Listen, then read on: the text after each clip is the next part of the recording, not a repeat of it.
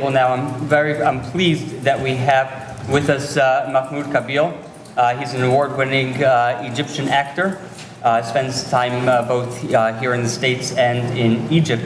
He's also UNICEF's Goodwill Ambassador to the Middle East and North Africa. Thank you for having me. Too bad that Congressman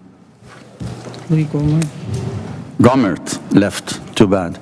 I was going to ask him a question. Back in '67, I was in the reconnaissance troops of the Egyptian army, and I saved the life of my enemy, Captain Yair Barak, who was downed in a parachute, and I captured him in the desert of Sinai, and I saved his life, and now we're best friends. That make me, and I'm a Muslim, and I believe in Islam. So when someone, without intention, call my religion radical Islam, why generalize?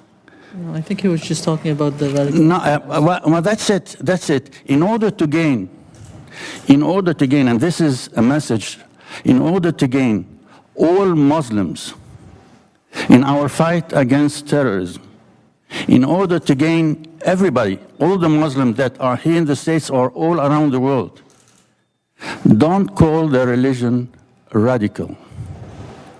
Because when you generalize, they would answer you, should we call Hitler and all his cabinet were Catholics by that Catholicism? There is a thing called radical Catholicism or radical Christianism.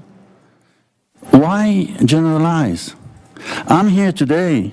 I flew from Berkeley, California, and I just had a 4-time hip surgery, total change. And I came, it's been only maybe 10 weeks. I'm not supposed to be here. My doctor said, there is a danger, but I came here to take part in branding the Muslim Brotherhood as a terrorist organization. And not only the Muslim Brotherhood, but also its affiliate that already has been called Muslim terrorist organization, Hamas. And I don't know how people here don't make the difference. Hamas is a Muslim Brotherhood. The founder of Hamas is a part of the Muslim Brotherhood. So most Muslims are against terrorism. All the victims that we see in Egypt, you have to, and unfortunately here the media is not mentioning that, are all Egyptian soldiers. They're all Muslims. They're fighting terrorism. Everywhere in the Muslim countries, like, in Iraq lately, or in Turkey, or in Syria, that's Muslims against Muslims.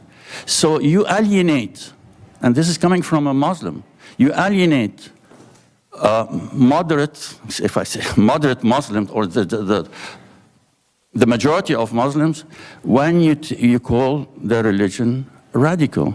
I just wanted to make that point. But also, I want to thank, Congressman Gomert, that he said at the end, we don't have a problem with Muslims. We have a problem with radical Muslims. Why not say that? Radical Muslims, not radical Islam. And I believe in order to protect this nation that is so dear to all of us, is not to use labels, not to label a majority, a big religion of over almost 2 billion people, and consider the terrorism that is perpetrated by a minority of people, and generalize the whole thing and call the religion of the remainder that it's radical. I know that people say, no, we're talking about radical Muslim, not good Muslim. There is no radical. You're talking about radical Islam. This Islam is a religion. Islam means surrendering.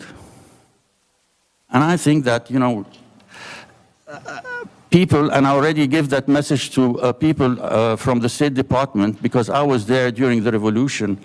I took an active part in Maidan al-Tahrir. I was there with the youngsters. We were there. After that, I was there. I was the head of the veterans against Morsi, against the Brotherhood. We were training young people, and we took part in getting rid of the Muslim Brotherhood in